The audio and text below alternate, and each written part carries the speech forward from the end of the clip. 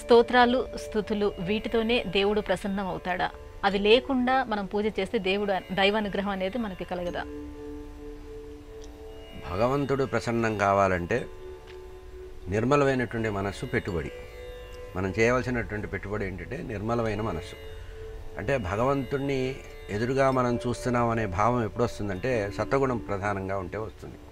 అంటే మనసులో ఎటువంటి ఆలోచన లేకుండా భగవంతుడిని ఎదురుగా చూడగలిగిన వాడికి భగవంతుడి అనుగ్రహం ప్రాథమికంగా ఉంటుంది. ఇక రెండవ స్థాయి ఏంటంటే భగవంతుడు స్తోత్రప్రియుడు అనే మాట సర్వత్రా ఉన్నదే. అసలు భగవంతుడే కాదు, ఎవరైనా లోకంలో పొగిడితే సంతోషపడని వాళ్ళు ఎవరున్నారు? అటువంటిది సర్వంగా అన్ని గుణాలు ఉన్నటువంటి పరమాత్మ సులభంగా వస్తాడు. కనుక భగవంతుణ్ణి స్తోత్రాల ద్వారా, కీర్తన ద్వారా, అందుకనే మనకి 9 భక్తి మార్గాలు చెప్పారు. శ్రవణం, కీర్తనం, విష్ణు స్మరణం, పాదసేవనం, అర్చనం, వందనం, దాస్యం, సఖ్యమాత్మ నివేదనం, 9 రకాల భక్తి మార్గాలు చెప్పారు.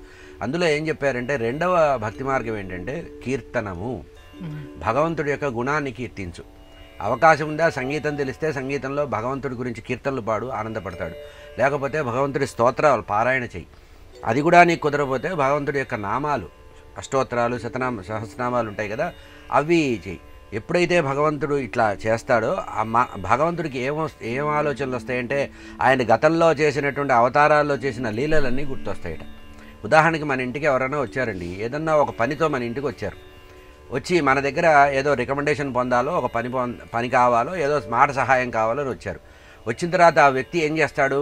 అబ్బా, ఇప్పటిదానండి మీ పరిచయం, 30 ఏళ్ల క్రితం ఎట్లా ఉన్నారో సరిగ్గా అట్లాగే ఉన్నారండి, ఏమాత్రం చెక్కు చెదరలేదు, అంతగా ఉన్నారు మీరు అన్నారనుకోండి, ఆ వ్యక్తికి ఏదో ఉపకారం చేయాలనే ఫీలింగ్ మనకు వచ్చేస్తుంది.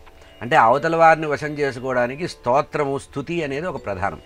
అటువంటిది భగవంతుణ్ణి నిరాకార పరబ్రహ్మైనటువంటి పరమాత్మకి ఒక ఆకారాన్ని మనం కల్పించుకొని ఆయన యొక్క లీలలు, అవతార ప్రయోజనాలను మనం చెబితే భగవంతుడికి ఉత్తేజం కలిగి మన వైపు చూస్తాట.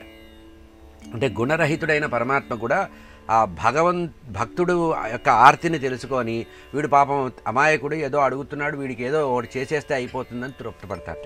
ఆ తృప్తిపడడానికి ఇచ్చే మార్గమే స్తోత్రము, స్తుతి. కనుక భజన చేసినా, నామకీర్తన చేసినా, నామ సంకీర్తన చేసినా, స్తోత్రం చేసినా, శరణాగతి చేసినా భగవంతుడు తప్పకుండా వశం అవుతాడు. కనుక కలియుగంలో సులభంగా భగవంతుడిని పొందాలంటే నామము, కీర్తన, స్తోత్రము, ఇంతకంటే మించింది లేదు. కనుక ప్రతివారు కూడా ఈ మార్గంలో వెళ్ళడం సులభం.